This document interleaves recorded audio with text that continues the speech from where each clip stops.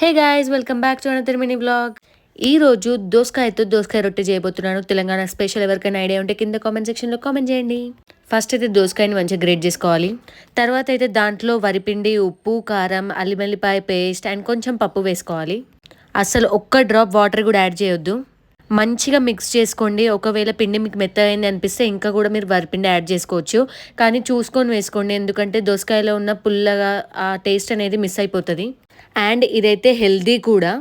Weather బయట చల్లగా ఉంటే ఏం చేసుకోవాలని ఆలోచిస్తున్నప్పుడు నిన్న వినాయక చవితి పూజకి దోసకాయ పెట్టింది గుర్తొచ్చి దాంతో మమ్మీ చేసుకుందాం అని చెప్తే ఓకే అన్నాను. దీంతోని చాయ్ కాంబినేషన్ అద్దరిపోతుంది. ట్రై చేయండి ఖచ్చితంగా. అదే పిండి అయినా సరే నేనైతే పక్క టేస్ట్ చేస్తా. పుల్ల ఉంది. తర్వాత ఒక మంచి నాన్ స్టిక్ ప్యాన్ తీసుకొని దాంట్లో ఫుల్గా ఆయిల్ స్ప్రెడ్ చేయండి, లేకపోతే అంటుకుపోతుంది. తర్వాత మంచి సైజ్ ఆఫ్ ముద్ద తీసుకొని ప్యాన్కి మంచిగా ఈవెన్గా సన్నగా నొక్కండి. నాకు లావుగుంటే అస్సలు నచ్చదు, సన్నగానే ఉండాలి. తర్వాత పైన ఇట్లా హోల్స్ చేసి మంచిగా దాంట్లో ఆయిల్ వేసుకోండి, లేకపోతే ప్యాన్కి అంటుకోవుతుంది. ఫ్లేమ్ పెద్దగా పెట్టేసి ఫాస్ట్గా చేయకండి, చిన్న ఫ్లేమ్లో మంచిగా కుక్ చేసుకోండి.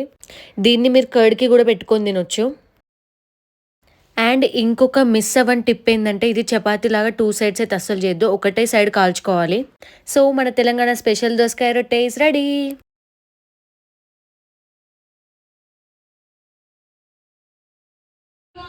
నాకు ఈ రొట్టె అయితే చేసిన రోజు కన్నా నెక్స్ట్ డే తింటే చాలా బాగుంటుంది టేస్ట్.